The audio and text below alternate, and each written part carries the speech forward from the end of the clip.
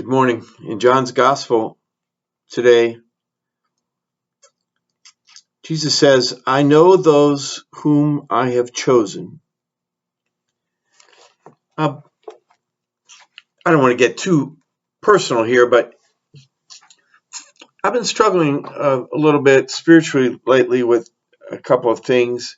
And one of them is this idea of, I've been thinking about the possibility of my going to heaven, and I've been thinking, how could I get to heaven if somebody like John Paul II is in there, or Mother Teresa, I'm thinking. And then I read this Chosen again, and I think the same thing. How's it possible? Why would God have chose me who chose John Paul II or, St. Athanasius or whatever?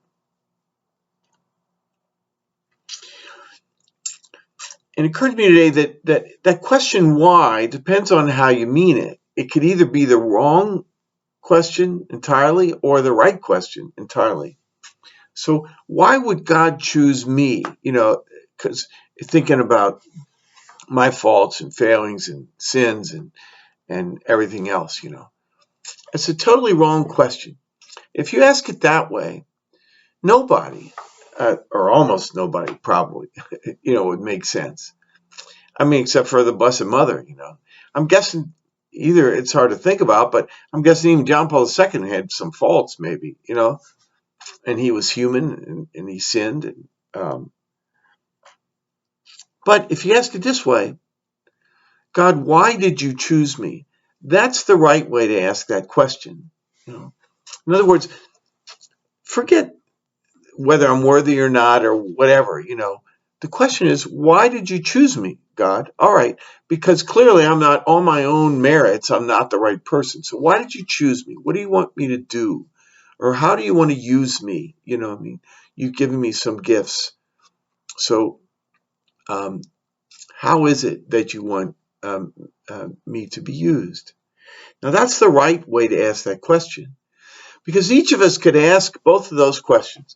We could each say, Lord, I'm too sinful, or I lack any gifts, or I'm too whatever to be. How is it? Why do you even want me? But we could, each of us, clearly, God has chosen us all, right? We have to assume, because we're in God's church, that God wants us there. Because Jesus called us into baptism, to be baptized, clearly he wants us to be baptized. So the right question is, okay, God, why did you choose me? What do you want me to do? And I encourage you to ask that question. I ask it of myself. I have asked it at different times. And when you ask it like that, it puts things in a certain perspective.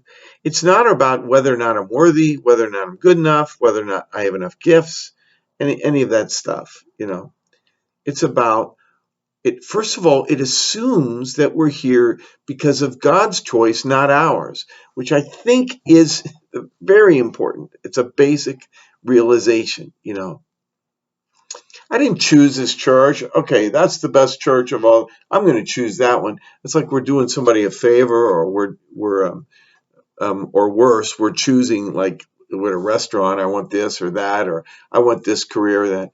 No. It's assuming that God chose us.